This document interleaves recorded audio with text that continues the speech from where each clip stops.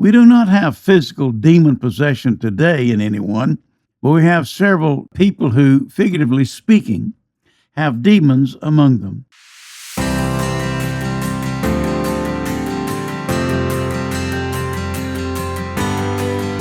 This is Wayne Berger. Let's meditate on the Word. They came to the other side of the sea, into the country of the Gadarenes. When he got out of the boat, immediately a man from the tombs with an unclean spirit met him. And he had his dwelling among the tombs, and no one was able to bind him any more, even with a chain, because he had often been bound with shackles and chains, and the chains had been torn apart by him, and the shackles broken in pieces, and no one was strong enough to subdue him.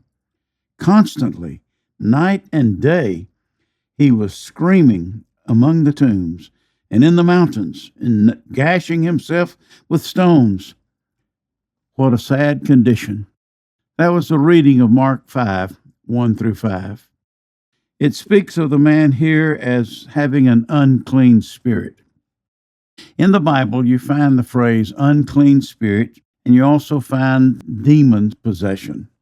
He had an unclean spirit, an evil spirit, a demon-possessed man. Notice how he acted in all of these things.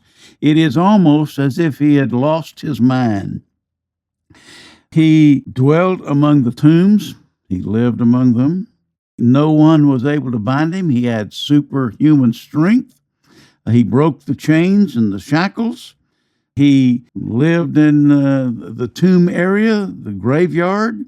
He was very strong. He constantly, day and night, he was screaming and hollering, and he even cut himself. That is a sad condition for that man. Think about what he did. Think about the life he lived. Think about what he did to society. Think about how other people looked to him, probably afraid of him. This man is what we would call was demon-possessed. But I want us to think of it today in terms of demon-possessed people today. Now, I don't mean by that they literally have an evil spirit and that demons possess them today. The Bible doesn't teach that happens today. But to summarize this man's condition, he was destroying himself physically. He felt trapped in his condition with no way to escape. And third, he destroyed his home life. Those three conditions can be found today by people who, figuratively speaking, have demons among them. We do not have physical demon possession today in anyone, but we have several demons who, figuratively speaking, are possessed by addictions that are doing to people today what those spiritual beings, people in the New Testament, did to those people. We'll sum it up by simply saying people who have those demon-possessed addictions, they destroy themselves physically. Many of them feel trapped and can't get out of that addiction, and they destroy their home life and social life. The first that I want to speak about is the demon possession of alcoholism. Compared to what we've looked at, one who is addicted to alcohol has the same problems that man had. The one who's addicted to alcohol will destroy himself, will often feel trapped and can't get away from it, and will destroy his family. In the U.S., over 28 million Americans, or about 10% of the population between the ages of 12 and older, have what is called today alcohol use disorder. We would simply say they're addicted to alcohol. In 2023, that was the number. Think about that. 28 million Americans Excessive alcohol consumption is the leading cause of deaths where they could be preventable. And what we mean by that is the alcoholism maybe affects their liver or their heart or cancer or causes injuries.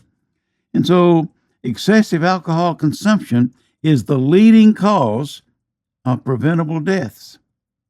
Nearly 30% of people will meet the criteria of what today is termed AUD, alcohol disorder.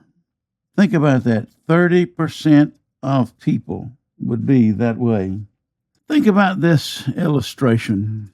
What we're looking at is about almost 1/3 of the people who begin to drink become alcoholics. Think about this illustration. Would you get on an airplane that seats 100 people, and they tell you before you get on the airplane, now somewhere along the flight, 30 seats are going to open up and people will fall to their death? Would you get on that plane? No, you wouldn't, because of the danger. You might not be one that falls, but you might be. You would not take the chance of riding in that airplane knowing that 1/3 of those people are going to fall to their death during that flight. The same question could be asked then: why do you begin drinking if you know that 1/3 of the people are going to become addicted to such things? AUD can affect people of all ages. From the highest rate but the highest rates are among those in their 20s. 20-year-olds. The highest rate of alcoholism begins right there. It seems that they drink because that's the way life is, though it is advertised as that's the way to have a good time. And yet down the road, the consequences are paid. In 2023, over 16 million men and over 10 million women ages 18 and older had alcohol problems.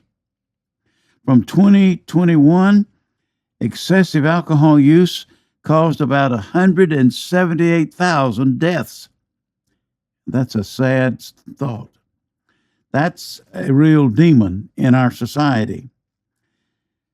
God warns us about the dangers of alcohol.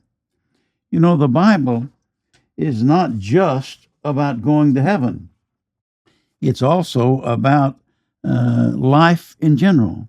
Jesus said that he came to give us life, and that abundantly. And so the Bible is also very instructive about some things that are destructive in our life. And one of them is alcohol. You know, in Proverbs 20 and verse 1, it says, wine is a mocker, and strong drink is a brawler, and whoever is intoxicated by it is not wise.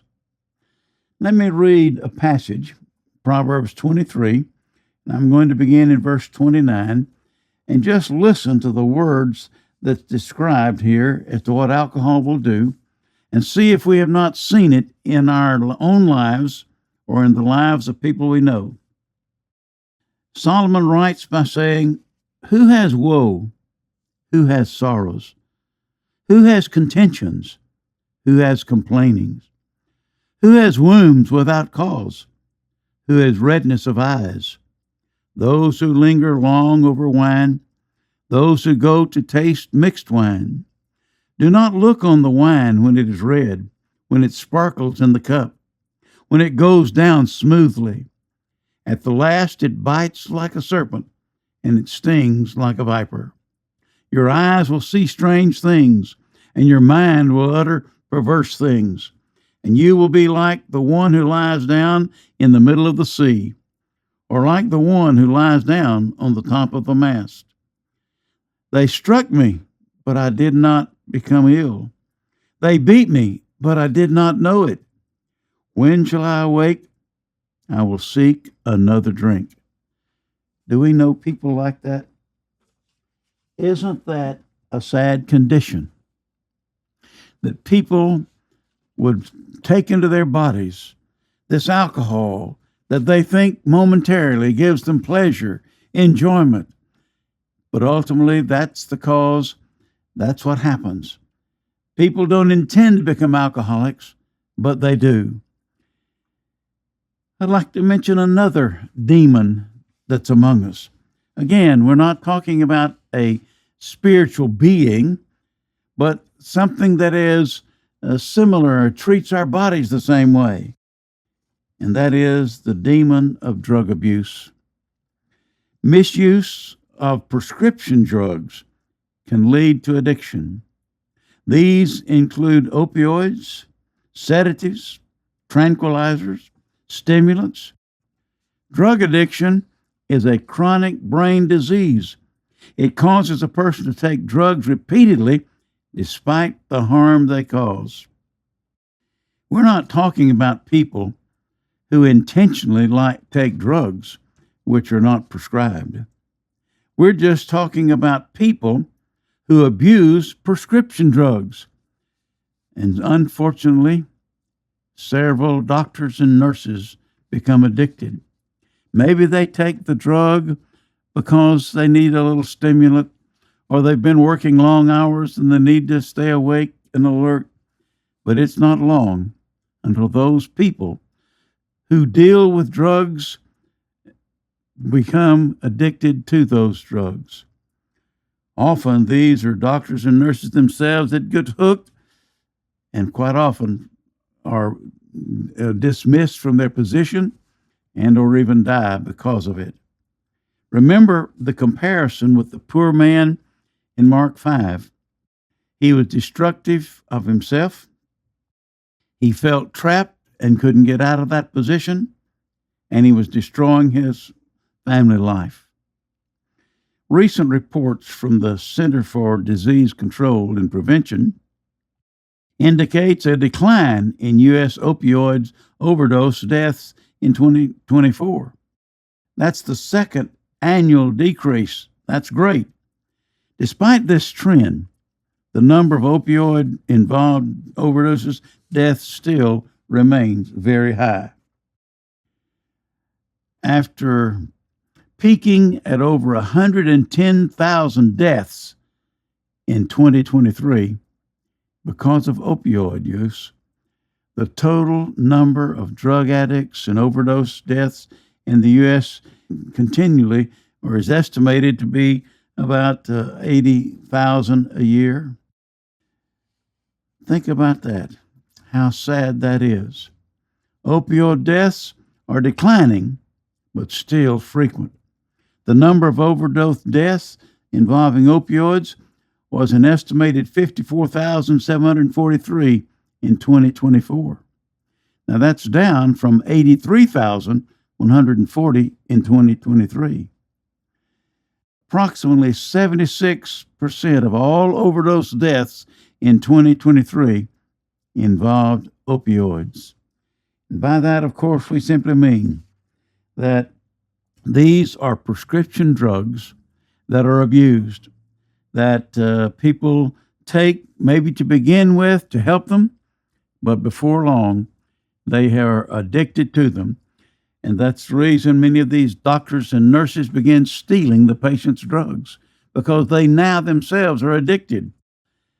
This is the reason that people go from drugstore to drugstore buying these various medicines or drugs that can have a useful purpose, but can also be abused, as it is in our society today. But what I want us to close with is this.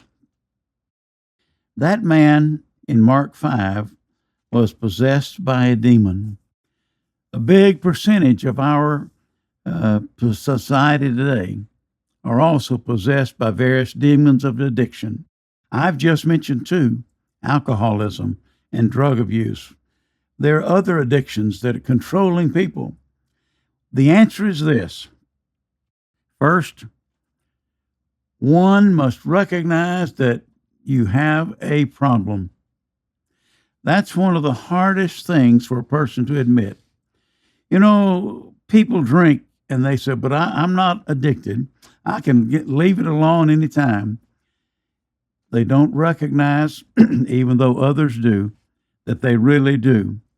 So the first step in getting away from that addiction, to freeing yourself from that demon that has possessed you, is to admit that you have a problem. The second step has to be, you must decide that you're going to get rid of that demon no matter what the cost is and no matter what you have to do. You have to decide, I am through with that. And in many cases, maybe most cases, you may have to have professional help. You may have to go into a detox place so that they can help you overcome that through time. And then the third help, you should come to Jesus, as this man did. When this man possessed by that demon saw Jesus, he ran up to him. I don't know if he knew that Jesus could help him, but Jesus did help him. Jesus can help you. You have to do your part and then look to Jesus to help you with the other part. May we determine that we as individuals will not get addicted to alcohol. And the best way to do that is never begin the first drink. May we never give in to the idea of taking drugs, even prescription drugs, beyond their use. They have their place. But when they're abused, then they become the demon that controls us. And may we recognize that we have that problem. May we seek to get rid of it. Thanks for joining us this week and spending time in God's Word. Special thanks to Matt Graham, John Kuckelman, and Lightway Media for recording, producing, and making this podcast possible. If you're ever in the Littleton, New Hampshire area, we'd love to have you join us for worship and Bible study on Sunday afternoons at 4 at the Senior Center. You're always welcome. For more information about this podcast, visit lightwaymedia.com/meditating on the Word and find a link there to email me to subscribe to my free weekly newsletter with more information you can use in your personal Bible study. Be sure to like, subscribe, and follow us on your favorite podcast app so that you never miss an episode. And if today's message encouraged you, share it with someone else and consider leaving a review. It helps others find us too. Until next week, keep meditating on the Word.